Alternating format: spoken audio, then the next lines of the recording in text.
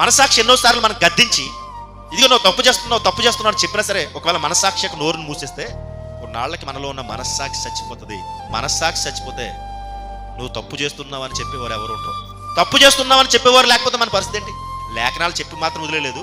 లేఖనాలు చదువుకుంటూ ఉన్నప్పుడు, ఆ లేఖనాల ప్రకారంగా జీవిస్తూ ఉన్నప్పుడు, ఒకవేళ ఈ లేఖనాల ప్రకారంగా వెళ్తున్న మనము శోధనలు వచ్చి పాపంలో పడిపోతామన్న ఉద్దేశంతో దేవుడు ముందుగానే గ్రహించి లోపల కర్ర పట్టుకుని బెత్తం పట్టుకున్నట్టుగా ఒక మనస్సాక్షి మన లోపల పెడితే, చాలా సందర్భాలలో మనస్సాక్షి అనే ఆయనను, మన ఇన్నర్ ఒక ఆయన ఉన్నాడు, ఆయన మనస్సాక్షి. మనం ఏం చేస్తామంటే నొక్కేస్తాం నోరు, లేదా చంపేస్తాం.